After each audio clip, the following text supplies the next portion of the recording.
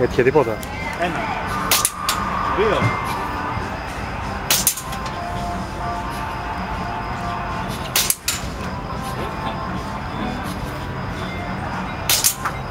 Ευχαριστούμε πάρα πολύ την Αναστασία και την πήρα από τη Ρόδο, τη φοβερή Μάγνους. Είναι ένα πιστόλι Μάγνους. Μισό λεπτό να...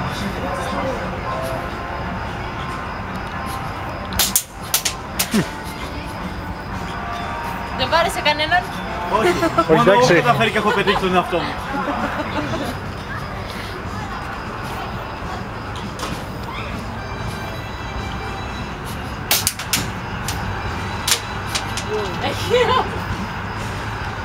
Το επόμενο τραγούδι είναι και αυτό του συγχωρεμένου, γιατί τα περισσότερα που ακούσατε τώρα συγχωρεμένων είναι. Καταλαβαίνετε, κάνουμε μισή συναυλία, μισό μνημόσυνο εδώ πέρα. Και μάλιστα υπάρχει ένα περίπτερο πίσω, δεν έχει και τίτλο για να μην τρελαίνει τον κόσμο, που φτιάχνει πολύ ωραία μπύρα από ανακυκλωμένα κόλληβα. Είναι πολύ ωραίο, θα πάτε πλάκα. Έτσι. Και όποιος φάει από εκεί και δει τη μάνα μου πριν από μένα, Κάνε πίσω, κάνε πίσω.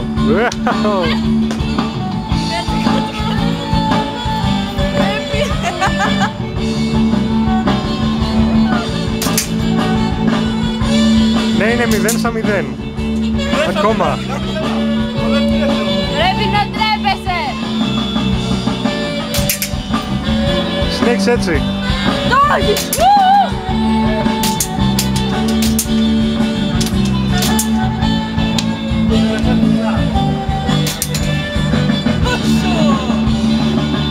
Εντάξει, νομίζω ότι κέρδισες.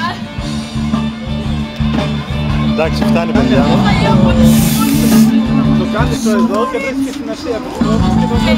Όχι, απλά θα σημαδεύω. Δεν έχει σημασία να σημαδεύεις. Θα πούμε στο παιδί να κάνει λίγο πιο δίπλα. Μα δεν σημαδεύεις, ο γάμο του Καραγκιόζη ρίχνει. Αυτό δεν σημαδεύει. Δεν έχει σημασία. Απλά ρίχνεις, ναι. Και εγώ που σημάδευα, δηλαδή, μπορούσα να πέτυχα τίποτα. Όχι ρε γάμο.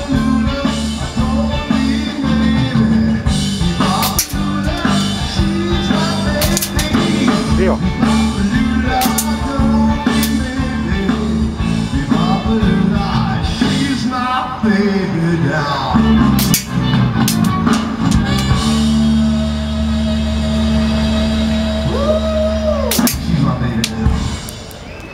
Κοντά έπεσε. Λοιπόν, ερώτηση. Γιατί οι πόντοι κάνουν τη βασιλόπιτα στενόμακρη? Απάντηση. Για να χωράει μέσα η λύρα. Κακό. Και αυτό επίσης. Γεια σου παιδί. Κάνεις το στόχο.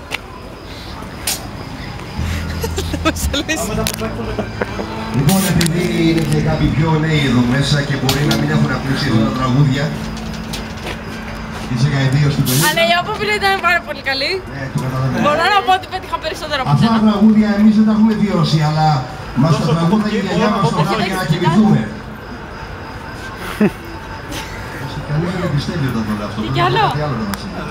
Στο δικό του αυτό που δεν έπαιξε. Έχουμε δει τη γρανίτα από Σεντόνια. Ήρθα τριώρο. Ό,τι ήταν. Οκ. Λοιπόν, θα παίξουμε κάτι Γεια χαρά. για το 60 τώρα μέσα 60.